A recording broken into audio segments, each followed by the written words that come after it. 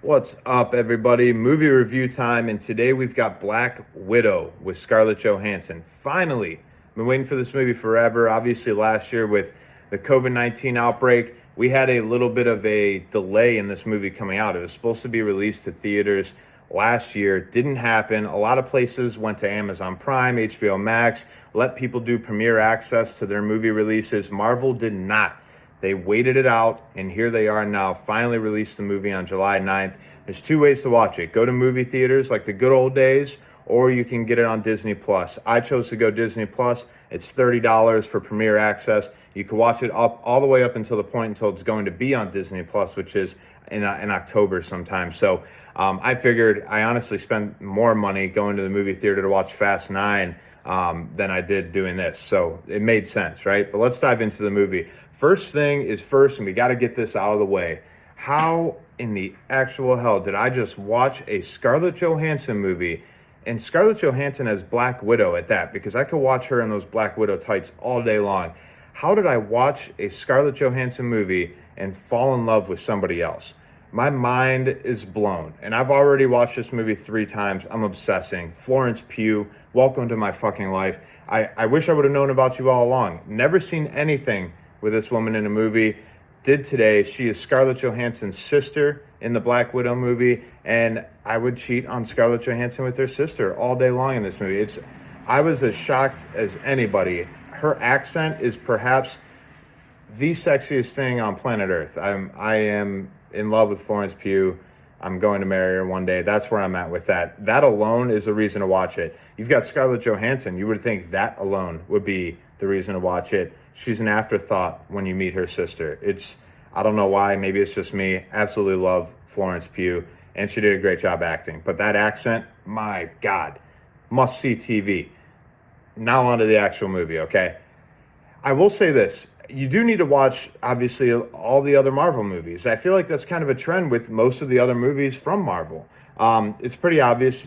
There's some of them you need to see, like Captain America: Civil War, Avengers: Endgame, where Scarlett Johansson obviously dies.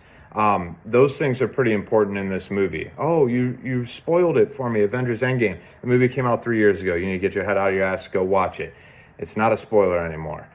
You need to see some of those things to understand certain things in this movie. So yeah, there is I guess you have to have that. If you were to just pick up this movie and watch it, you're probably not going to have a clue what the hell is going on. Honestly, through any point of the movie, you're going to be lost. So as long as you're like most people the Marvel movie series has been perhaps the most popular theatrical thing ever, and so I feel like most people have seen some of those. You're probably going to be fine to go watch this movie and be able to understand it. The only other thing I will say, and it's actually a major, major pet peeve of mine, is at the very beginning of a movie, that first 20 minutes is so important in theater that you have to pull me in. And this movie did actually lack in that department at first.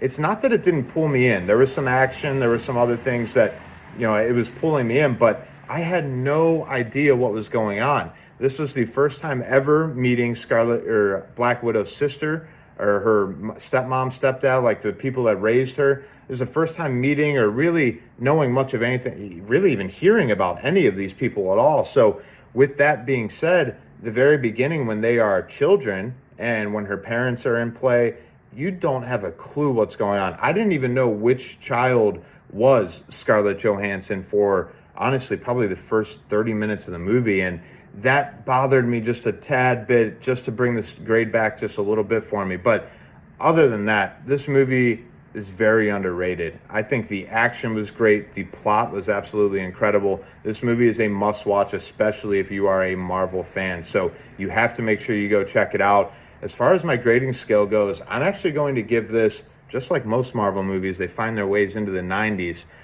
This is going to be a 92 for me. Like I said, I think it's very underrated. It is not getting the hype that it deserves.